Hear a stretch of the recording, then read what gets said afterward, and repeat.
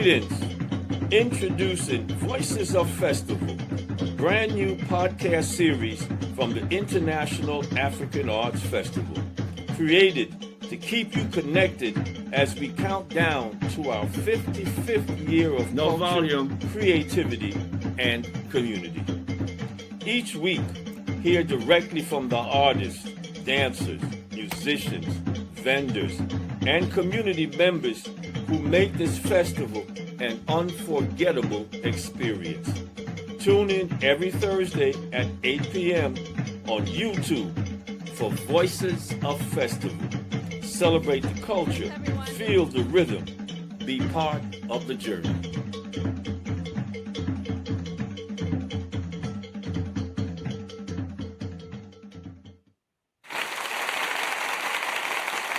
All right. Barigani, Hotep, Salamu Alaikum, Shalom, Alafia, and greetings to you all. I'm Adeyemi Bandélé, welcoming you to Voices of Festival, and I'm joined by my co-host. Hello, everyone. Sakina and Zinga Kennard. Peace. How are you today, Baba? Great. Thank you. Just trying to overcome these technical difficulties here. But I don't know, whenever the weather gets crazy, it seems like we have difficulty with our internet. And but you know, we're gonna make it through.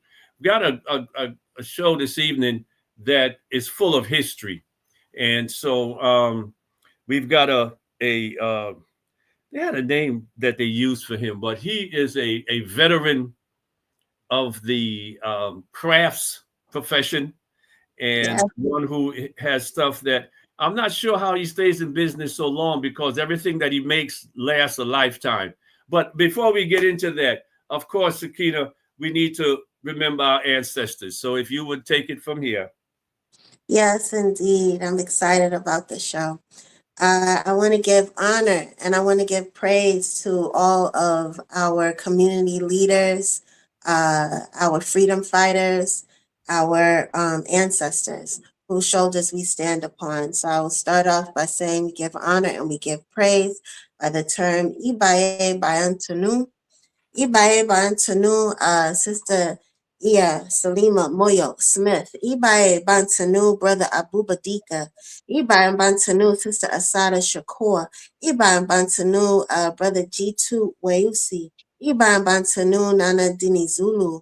Ibaye Bantanu, Brother MZ Moyo, Iban Bantanu, Baba Stan Kennard, Iban Bantanu, Baba Dick Gregory, Iban Bantanu, Imam Jamil Al Amin, aka H. Rap Brown, Iban Bantanu, Onipa Abusia, Iban Bantanu, Nana Kweku Awusi Aboje, Iban Bantanu, Mama Koumba, Iban Bantanu, Honorable Baba Tunde Akowe, Iban Bantanu, Brother Malcolm Jamal Warner, Iban Bantanu, Brother Litna Egungun, Iban Bantanu, Victoria Santa Cruz, Iban Bantanu, Marie Toussaint, Iban Bantanu, Sonny Rollins, Iban Bantanu, Brother Randy Wesson, Iban Bantanu, Hugh Masakela, Iban Bantanu, Brother Bob Law, Iban Bantanu, Mantu Law, Iban Bantanu, Bernard Kinsey, Iban Bantanu, Baba Abu Bakar, Iban Bantanu, Baba Rabo Juma Tatu, Iban Bantanu, Mama Amanisha, Iban Bantanu, Mama Ladi, Iban Bantanu, Mama Bird, Iban Bantanu, Nana Kwe Yao Ajiapom, Iban Bantanu, Baba Canute Bernard Jr., Iban Bantanu, Yusuf Iman, Iban Bantanu, Dara Iman, Iban Bantanu, Sister Talibo Donna Cumberbatch, Iban Bantanu, Sister Viola Plummer, Iban Bantanu, Kuja Bandélé, Iban Bantanu, Nisa Van Zandt, Iban Bantanu, Jamia Van Zandt, Iban Bantanu, Baba Haru, Iban Bantanu, Baba Power, Iban Bantanu, Baba Chief Bay, Iban Bantanu, Baba Alukashe Wali, Iban Bantanu, Mama Abimbola Wali, Iban Bantanu, Baba Alafia Shango Dei, Iban Bantanu, Mama Stephanie Weaver, Iban Bantanu, Baba Lloyd Weaver, Iban Bantanu, Brother Sam Penn, Iban Bantanu, Brother Clarence Eastman, Iban Bantanu, Brother Al Van, Iban Bantanu, Noel Pointer, Iban Bantanu Atiba Cord, Iban Bantanu Baba Kwame Ishangi, Iban Bantanu Baba Michael Ola Tunji, Iban Bantanu to all of the ancestors whose shoulders we walk upon, our community leaders. You have the strength that we hold on to, and we give honor and we give praise for your presence. Iban Bantanu. Thank you. Yes, Sakina, forgive me if I missed it, but did you mention Sonny Rollins? I did. Okay, then I missed it. Thank you very much. Mhm. The music world certainly celebrates the life of Sonny Rollins. We were blessed to have him perform at the East, and 95 years, just full of it. I got to tell this little quick story before we bring on our guest. I was told that Sonny stopped performing some time ago because he had respiratory issues. But the respiratory issues came about because he lived down in Lower Manhattan. And after 9/11, breathing that air, it caught up to him. And so he had stopped performing for some time. But what he's left, that body of work is just absolutely incredible. And so we're grateful for that. And Sakina, please, just because, my brain at my age, and I ain't even going to say it at 75, but you hold on to this information much better than I do. So tell folks how they can support us, please. Yes, you can support us by liking, commenting, sharing, subscribing to our YouTube channel, Voices of Festival. You can follow us on Facebook and IG, IAA Festival, at IAA Festival, and go log on to our website to gain more information at www.iaafestival.org. You can support the organization, it's Pan-African Cultural Institution, with text to give. The number is 917-268-1592. Again, the number is 917-268-1592. You can make a donation of supporting our drive for 55 and any nomination of 55, because we are in our 55th year of celebrating our cultural community, which will be held at Lincoln Terrace Park this year from July 3rd through the 5th. So that is how you can support us. Thank you. All right. Now, the other way, by the way, because our producer, he raised some concerns with me today about our numbers. And we need your support in another way, and that is to help build this communications vehicle. The East Festival has always had a communications network. We were on radio, WWRL, WLIB, WBAI, all of those stations there, we were on the air. And then, of course, we had our publication, Black News. It's a new day now, and so this is the new communications vehicle, podcast. And so we need you to help build this. Back in the days of Black News, we could drop the Black News at different stores and people were selling them. Well, the comparable thing right now is for you, if you watch this podcast, I need you to share it. Just send it out to 5 people. We just start with 5. Seeing as how we operating in the 5 vibe. Send it out to 5 people and ask them to share it with 5 other people. We've had some dynamic people joining us. And so we want to keep that going, but we also want to let you know that festival is not just a one-time thing where we do it in the summer. We're going to be present, sharing the information, all of that to you throughout the year. We have with us a craftsman. One of the things that we do when we talk about festival, and I struggle with that, calling the folks that share their expertise with their products, etc., just vendors. There are people there who are craftsmen and women. And we have tonight, our guest is one who has been with us, and I'm not sure when he joined us, but he's been with us long before his beard turned white. Would you all please welcome Marvin Sin? Yes. Greetings, Marvin. Greetings, everybody. How's it going? Good, sir. How you doing, man? Breathing. Good, very good. Thank you so much for joining us. Let me start. And this was supposed to be Sakina's question, but I'm on the roll. How long have you been with us? Probably exhibiting in the early 80s, early 80s. The 80s, okay. But I'm a veteran of the East from the 70s. From the 70s. Yeah. Okay. So you came through to catch the music. Absolutely. So tell us how you got started with this craft.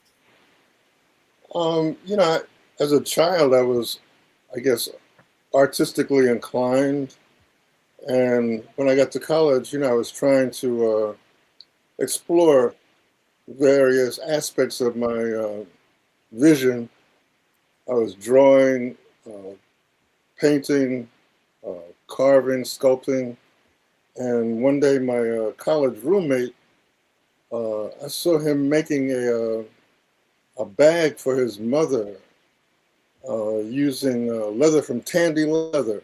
And I saw that he was able to put an impression on the leather. It was like they call it leather tooling. And as I looked at it, what I found was that it allowed me to draw, carve, sculpt, and paint in this one medium. So it captured all of the vibrations I was trying to explore. And so I went down to Tandy, bought a leather skin, and by hook or crook, I invented a bag for myself. The bag garnered interest. And it just so happened that at that time, I had just designed a series of zodiac note cards. So I had this catalog of zodiac imagery. And somebody asked me to put one of my signs on a bag. And it's history. I mean, that stuff took off like hotcakes. To this day, it's the baddest thing that anybody has walking on their arm. Like, come on. I don't think people really understand how like fabulous his artistry really is, Baba. I remember seeing a piece that he did for my mother, like back in the early 90s, and I was a child, and he literally created her face and like a portrait of her on the bag. You may want to share who your mom is. My mother is Tulani Kennard. What a know. Well known Tulani Kennard. But he Brother Marvin Sin did a portrait of her on the bag, and all of his pieces are like one of a kind, and they last a lifetime, and it is literally like colorful art on leather, carved out of leather, and it lasts a lifetime, I must say. It never goes out of style. I wonder about that. You have repeat folks that come to you. I have to say this cautiously, but several of the relationships that I've had in the past have partaken of your products. But I'm wondering, is it one and done, or do people come back and get other pieces from you? 80% of my customers are repeat customers. The hardest thing is to find new people, because looking at my work, it's hard to comprehend exactly what it is. Some people don't know that it's a bag. They just see it as a piece of art. But once they have been around someone who has the bag and seen the interest that the bag generates, then it piques their interest. And maybe then they'll come around and they'll buy a bag. But once they get it and they have that experience, then they become repeat customers. So I've got people with 10, 20, 30 bags in their collection. What? Yeah. What? And some people who buy a bag at every show in every city that I do. Listen, Brother Marvin Sin is like the underground Louis Vuitton of the Pan African community. Like, Well, the thing don't is that? like, I put my whole life into these pieces, Mm-hmm. and I make them to be the best in the world because that's who we are. And I want the people who have the spirit to connect with this level of creativity. Mm-hmm. And usually they can only find me in cultural environments. Mm-hmm. So that's the first gateway. You've come into a space, where the spirit dwells. So then you find this, and, it's something that I put a lot of time and energy and effort into Mm-hmm. because it empowers you. I mean, the energy comes through me Mm-hmm. into this object, but you as the owner are the messenger then who takes this energy into your world. Mm-hmm. So I like to say that I have a traveling exhibit all over the world 24/7. Okay. Mm-hmm. But That's interesting that you say it like that. You know, you reference your artistry with spirit, and you said something really profound. Like you're only in cultural spaces, and you likened it to a place where the spirit dwells. Can you speak more to that in terms of like your experience with festival over the years? I mean, I know the people who organized the festival, who created it, are Mm-hmm. very close to it. But sometimes I wonder if they really comprehend what they've done and what they've generated. We work in a cultural environment in a country, in a world that seems to be dominated by nominal politics. So trivial politics, actually. But Mm-hmm. there's a politics in culture that is even more profound. And what we represent is the highest elevation of the manifestation of spirit and consciousness in Africans that exists on the planet. Yet, more often than not, we are subordinate to those in our community of lesser spirit, lesser consciousness, less vision, less value, simply because they're more in line with the system of our oppression. Mm-hmm. At the festival, there's a manifestation for those few days of the African world that exists nowhere else on earth. And it is proof positive of who we are. It's a vision of the highest aesthetic and cultural resonance that exists, as I said, and I traveled quite a lot. I've been to South America, to Europe, to the continent, and trust me, in those few days, there's more power and the representation of power Mm-hmm. anywhere else on earth. And I don't think people understand, even though they feel it and they experience it, they do not comprehend the profundity of that experience and what has been created there. Mm-hmm. It is sacred beyond imagination.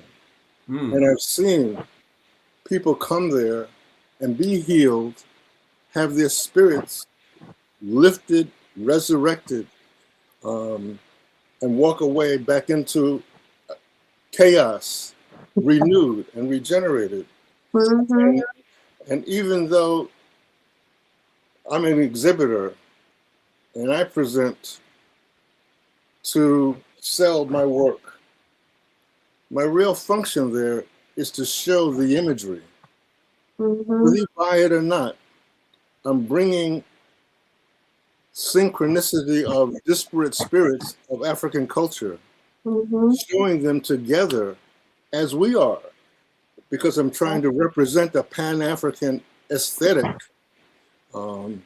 real time. I'm trying to lift up the reality, the Pan-African reality that has always existed in culture, that will probably never exist in politics. And while people, Marvin, let me ask you, and following up on that, and you use the term exhibitor, and I like that.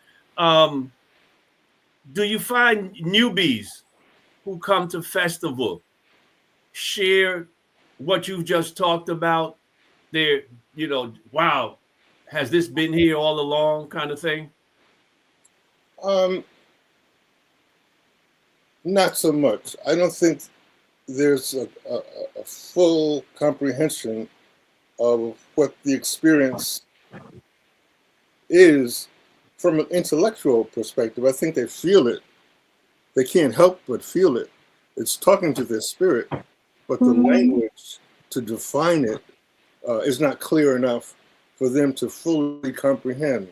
And spirit, I liken it to medicine. If you take the right medicine, it'll heal you. But if you know what you're taking, and if you take it in the right dose, and you're aware of what to expect, it's even more effective.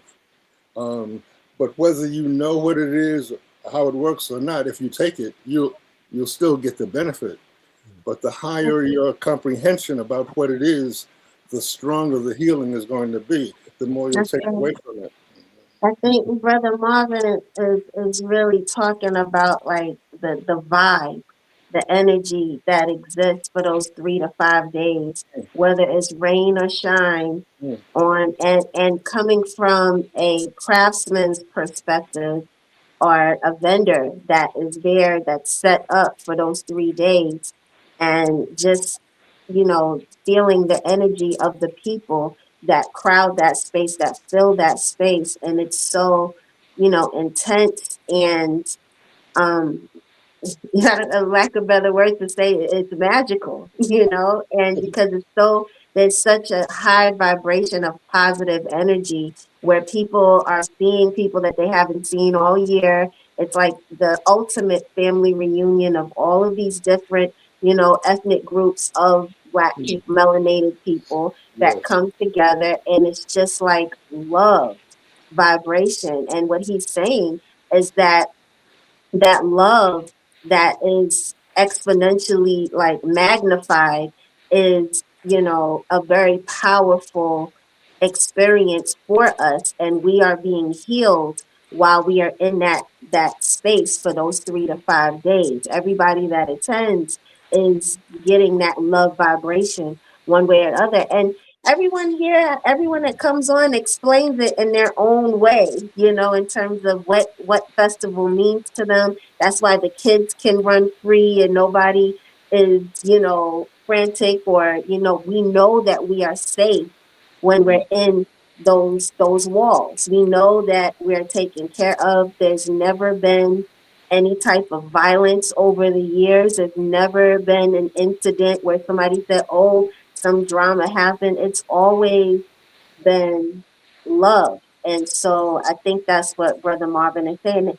And ironically, I've never thought about it being, such a powerful space that it would compare to anywhere else in the world. But Brother Marvin just said that there isn't any place else in the world that he's experienced, and he's traveled all over, showcasing his artistry. So I kudos to festival. I mean, listening to the ancestors, as you call their names, and so many of them provoke memories, and associations, but each of those lives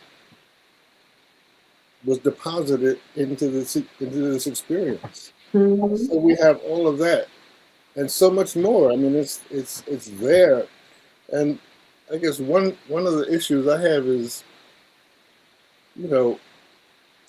knowing what it is. Why are we afraid to tell people that that's what it is? Yeah.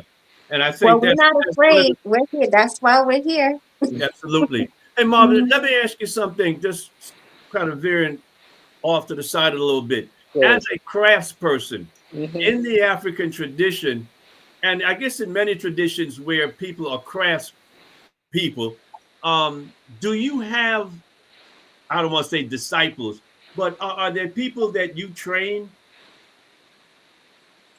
I mean, I've trained maybe 4 people, but they don't do this work. I mean, Why? it has no currency in this environment. Hmm. It is not. I mean, you can't make a lot of money real quick from it.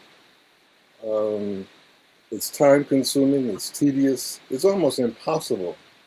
Um, Ah, I think and we might have to link you up with some young artists that are interested because those words are not can't ever be true in terms of impossible. When what is possible has existed for so long, there has to be a protege to but come what I'm around. saying is, it takes someone willing to do the impossible to do Mm-hmm. this. Um, Too many of our young people want something easy and quick, and this isn't that. Um, and from the outside, from the appearance, it looks like one thing, but it's really something totally different. Mm-hmm. And unless you're prepared to take that journey, like I said, you'll go so far and then drop off. But you have to understand the destination that this points you towards. Uh, Mm-hmm. I come out of an Ivy League university and turn my back on that, burn those bridges in pursuit of the African reality. And this craft has been the vehicle that has allowed me to travel through the world and find what I was looking for. Mm. Can you tell us about your Ghana experience? I've seen that you're setting up base there also. Yes, a good friend of mine, Andrew Wilson, a Bahamian, with whom I collaborated years ago when he was in New York, is now a very successful businessman. In fact, he's the ambassador from Nassau to Ghana. But he financed the creation of a workshop for me in Ghana. Uh-huh. And so I'm usually there for a month or two each year.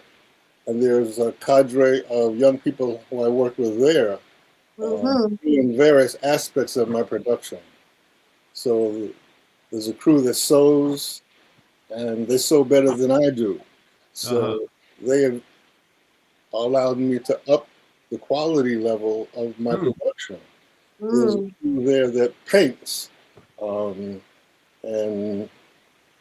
many of them are centered at the art center, the cultural center in Kumasi.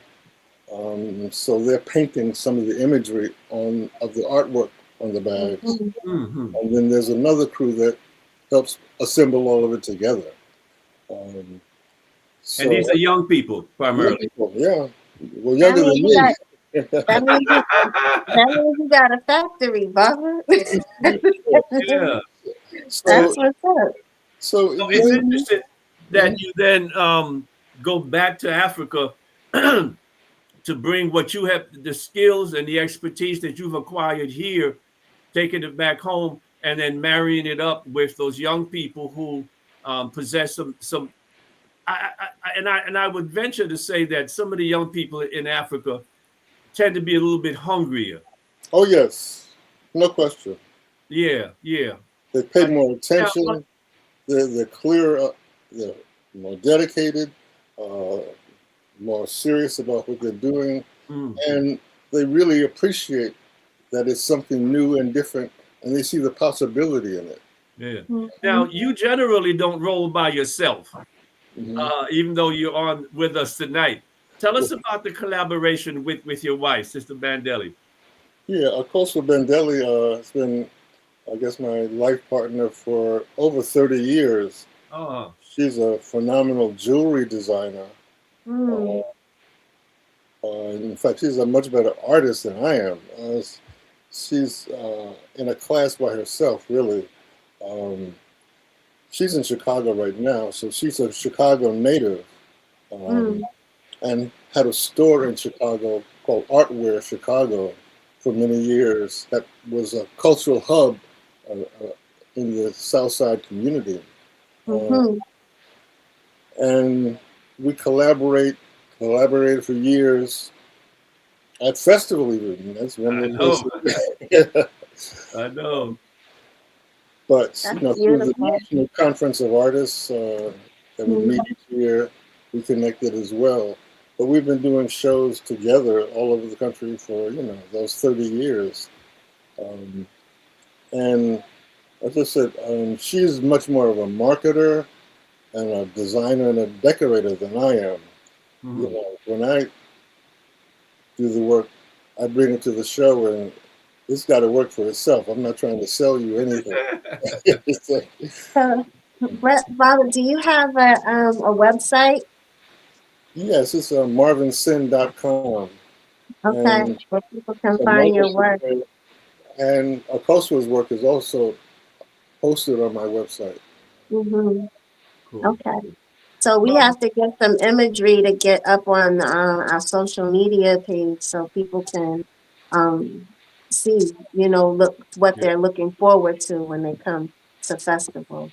And your future journeys, I'm assuming you'll be with us at festival, but where do you go after that? Where people might get lucky to catch you? This summer, we're doing Atlanta with Denswa and at Greenbrier Mall. We're going to do the Detroit Belle Isle Art Fair. Always at Harlem Week. And shows in Chicago Labor Day weekend. So that's pretty much. We're back in New York during December at Laura Gadsden's gallery. Well, listen, Marvin, I want to thank you so very much for joining us and taking some time out from your busy schedule. And we appreciate your presence at festival. When I walk around and I don't have really a lot of time to explore because I'm on that stage and I'm hitting it and I'm standing by for the next thing. So I try and sneak off every so often and just pop my head in and pay my respects. And I always make sure that I come in and check on you and just to, welcome you back and let you know how much you are appreciated. And you and your wife, so your partner. So we want to thank you, man, and hope that you will continue to be with us. I will also announce that you have accepted the invitation to participate in the International African Arts Festival Advisory Board. And so we're honored to have you in that capacity so that you can bring both the perspective of what you said, an exhibitor, right? It's a craftsperson. It's just an incredible person. And so you bring to us information that we need to be aware of and mindful of as we move forward beyond 55. So we thank you. We appreciate you. Pray that God will continue to bless you with your creativity, both of you. And till the next time, you be blessed. Thank you so much. Okay. Thank you, brother. Marvin Sin. And so, hey, man. I was shocked when he said some people have 20 pieces, but you know what?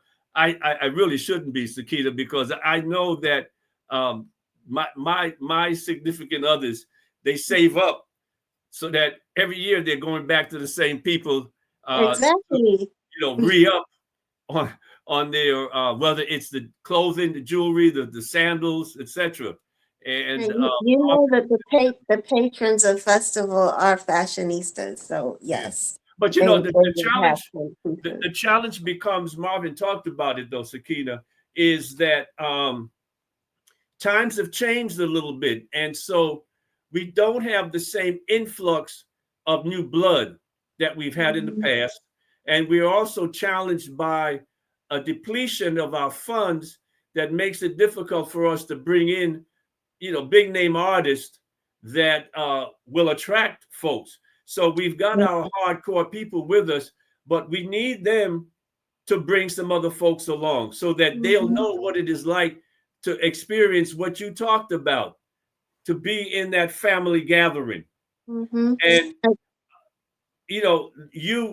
I know you can't make it up all the time, but where our new blood is coming from, or quote unquote new audiences, are the folks who are having children, and they're coming out, but we need to have folk when their friends come, and it's around the 4th of July, we're going to take you down to festival.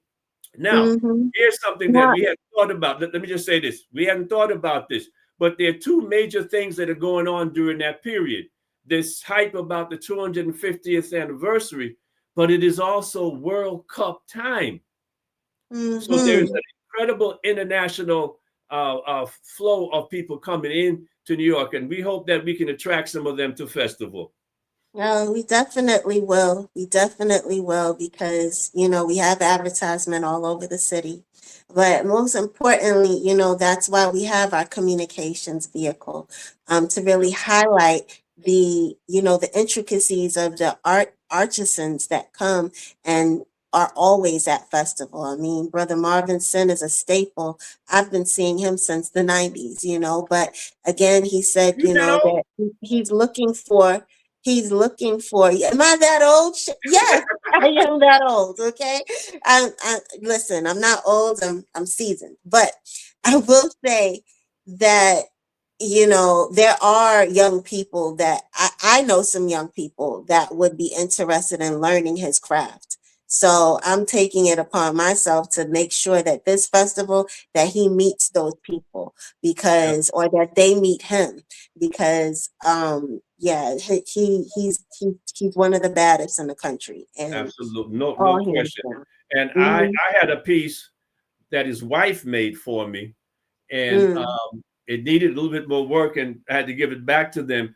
But unfortunately, he didn't mention, but they had a fire, and so some of the stuff got burnt up. But nonetheless, I was honored to be able to wear a piece. We're going to jump right now to Libation, and our guest, she's solo right now because the brother who is leader of this group, the director, is unable to overcome some technical difficulties.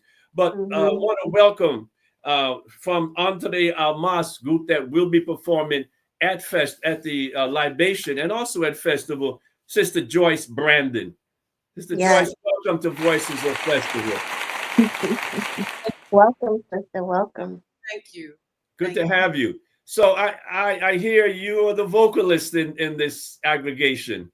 Yes, well, actually, I am Entre Almas. I asked Brother Rashim out of the recommendation of some of the musicians that I know in the Brooklyn area. And I know his great composition ability, his arrangements. And I was very excited in being asked to do this. Entre Almas means between souls. And it's souls. You took my question away. I'm so sorry. That's all right. It's between the souls of the African diaspora. Our ancestors. So that we're doing this libation is important. I'm open to your question before I continue. No, that's fine. But is it French? Entre Almas? Entre Almas is actually Spanish. Oh, okay. Souls. And it's partly because I am actually performing a couple of tunes in Spanish, and the translations I'm providing them, as well as we're doing one tune I know in Brazilian Portuguese. So let me just tell the people that we are Entre Almas is a featured artist at our upcoming event Libations, which is this upcoming Sunday, June 7th, from 4 to 7 at Restoration Plaza. And Libations is like the precursor event before festival. And Libations is really a time to really honor our ancestors, our cultural leaders, our freedom fighters. And it is such an honor to have Entre Almas featured that evening. Just a correction, it will be Sunday after next. It's Sunday the 7th. Not this Sunday, but the next, Right. yes. Yeah. So how long have you been engaged in the music? And is your background Portuguese or? Actually, this is a very good question. I've probably been engaged in music since I was a child, but I actually started as a mezzo soprano. But I'm by training, by my work, I'm a mathematician and chemist. But the old saying, my mother wanted me to be a voice major, and I was like, I don't know about that yet. That's interesting. but I've always sung, and it's interesting how I came to be able to even do this project. Years ago, it's a combination of things: loving music, and loving and discovering music. My brother used to say to me, know your own history before you know someone else's history. Mhm. But what was interesting is I found this love for Brazilian music through a neighbor who was playing it. And then after, being swooned into that music, even though I was performing, classical music, learning it and so on, but also, of course, popular music. Music was always a part of my life in my home. So the interesting thing was about 2-3 decades ago, I was in the post office and I met this young sister who had lived in Brazil, who happened to see me with this music. And she said, hey, I speak Brazilian Portuguese. So she was helping me. And later on, she sent me as a gift a CD of some Afro-Peruvian music. Well, I was totally blown away with it. And it's interesting because some people don't even know that Peru had slavery, that there were enslaved people there. So after, listening to these songs slowly between work and all these different things, I had the opportunity to go to Peru and actually go to Chincha, which is the seat of Afro-Peruvian enslaved people. But how I got there is interesting. I used to teach at NYU. I taught math. And in my class was a young Peruvian young man. And at the end of every semester, we take some of the students out. This used to be the case. And you sit and you them and you share and what are your goals, and they're curious about me because I have this voice and they're always wondering, you have this soft voice, like melodic. And I told them, I'm a singer, and I started talking about Afro-Peruvian music, that was something I was exploring. He said, my mother's Afro-Peruvian, and I couldn't tell by looking at him because his father is not. He is a indigenous Peruvian there.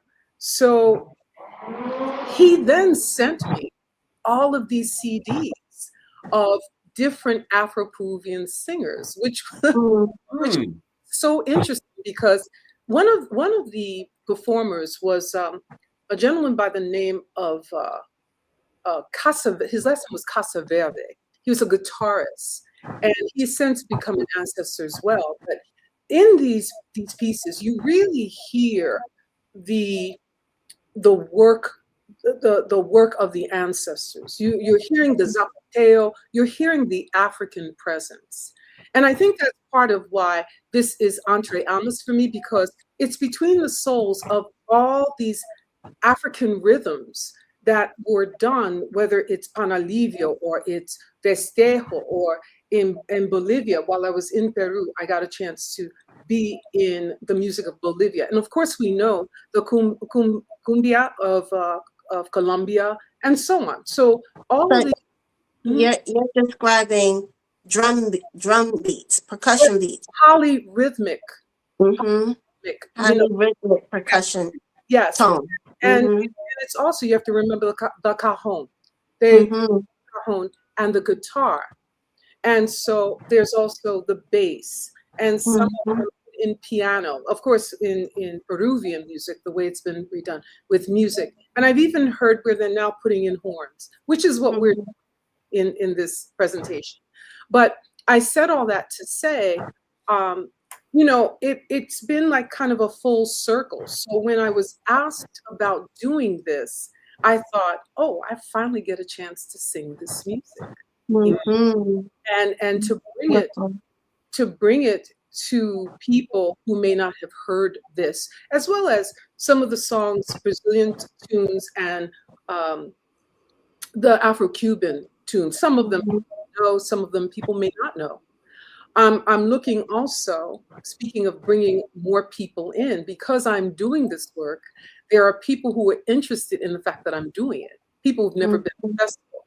So they're coming to the libation and hopefully will also come to festival. But it's also an opportunity to teach, because I was speaking to an elder and I was saying, well, this is what I'm doing. She said, this is so interesting. Again, I didn't know that there was slavery in Peru. I'm like, yeah, this is probably some music that we need to bring as an element to all of this, Sister Joyce, this is incredible, because one of the purposes of libation, we receive funding from the City of New York Department of Cultural Affairs, and the funding is designed to introduce the various cultures of the diaspora to folks in Brooklyn and throughout the city. Yes. So you are doing exactly what we were designed or received this funding to do, to share the cultures of the various people who populate New York City. So thank you so much for that. And it just speaks to the Pan-African diaspora that, when people hear the Pan-African diaspora, they automatically link, directly from America to Africa. But you are describing the African experience in the Americas of South America, and it's very rare that we get to hear Afro-Peruvian music. I mean, yes, we're used to Afro-Cuban, but Afro-Brazilian, Afro-Peruvian, you even mentioned Colombia, Bolivia, and I'm very intrigued to hear, the difference of those different percussion beats. So how did you hook up with Rashim? Well, How did that come about? It's interesting. I've always followed Rashim's work.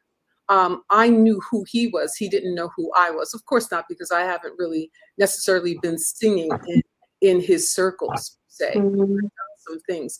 But I was recommended to him, and he and I sat down and had a nice long conversation. It was a great conversation, because I could feel that he was totally open to this, and the introduction to some of these particularly Afro-Peruvian songs. He's familiar with Brazil and Cuba, but not necessarily that particular genre. So we're doing certain songs for libation, but we'll probably do something a little bit an additional and more during festival, right? Because there's so much work that we could do, right? And now, can I ask, Sister, how long have you been coming to festival? And what was your most profound experience? Well, I did not. Everybody talks about the East. Everybody. So every time I say festival, but I've been going since it was at Boys and Girls High. And how do you talk about festival? It's everything. It's community, and you not only run into the people that you know, but it's this sense, like we always talk about how, the respect that's there. The people who, it's nobody wants to argue with anyone. Nobody wants to have any problem. Nobody's bringing any problem. Everybody's about peace and respect and love and community. And it's really wonderful when I meet people in anywhere in the city, like Brooklyn, and particularly when I was in the Bronx for a little while teaching. And Mhm. people are like, what's that? And I say, you need to come on down. You need to come see this, right? So more and more people are slowly getting involved in Mhm. the fact that there is festival. I'm happy. I just want to say I'm happy that I received the card where it says new location. So I'm passing those out so that people know Thank you. about this new location. Right? Now, let me go back to the old location because I'm going to date you a little bit. Are you pre-field or field? I was 1 year pre-field, 1 year, and then field. And field, and you understood why we went out to the field, Yes. Yeah. yes. But We want to thank you though that inspiration carries over. So you described that for libation, you've got a little bit more of a condensed presentation, but at festival we're gonna get the full blown piece. Well, we'd like to absolutely do a little bit of different tunes than what we're doing for the libation, because the libation group composition. I'm sorry. The group's composition. Oh, we are having. This is exciting. I wish Brother Rashim could be on this call. We have an octet. Actually, he makes. Yeah, we have piano, bass, percussion, guitar, and 3 horns. We have trombone, flugelhorn, and we have alto, and I do believe we have with the guitar we have like a type of. I wish you were here, like a mandolin type of playing, because we want to create certain effects within the music. Yeah. So, and then of course he's playing bass, musical direction, and I'm the vocalist. Yeah. I have a question for you, sister. With a background in chemistry and math, how do you think about music as like sound vibrates and heals your audience? Like, is there a correlation between like the science of chemicals and music theory? Well, we know that people who are good with music are good in math, but that's one thing. We also know the physics of music, the chemistry of the body healing through music, right? One of the advantages, I mean, I don't want to get too deep about this. I'll just talk about me. I want to just talk about me and my voice. As people have said to me, your voice is a healing voice. And so I think it's important through what we're creating, through sound, through the voice, through the instruments, that despite, in fact, one of the tunes is really, it's like a field song. Like we know African American field slave songs, the enslaved songs. It's really, but they use it during Christmas to celebrate. And like one person commented to me, she said, I don't know whether or not to dance or to be sad, because it is such a vibrant tune, but they use it to celebrate the ancestors. So I want to go back to your question. The chemistry of the body, we know through research, is healed through the rhythms, right? Through the voice, through vibrational energy. We know that, so I'll leave it there and let the big people talk about it. Yeah, the healing feeling. But something, it's interesting, Sakina, thank you for that question, because some of the artists who have been the most profound have also dabbled in these other areas. For the first that comes off my head is Sun Ra. His whole understanding of the universe. You know, and there are others who just bring that creative talent, so that the creativity is not only in the artistic realm, but in the sciences. And I would suspect that music could also be considered a science. It is a science, and the science of it is also in the way we prepare food. Because one of the things I saw with a few of, particularly in South America, is the people who sang and danced. It was also like the love that's put into the food. And I believe that that's a part of our culture. It's a part of the African culture. And it just got moved wherever we were put, you know? So it's through food, it's through these songs, traditional songs, storytelling. That's all part of the healing and understanding who we are and whose we are. Yeah. Thank you so much. Thank you so much for that. We appreciate you.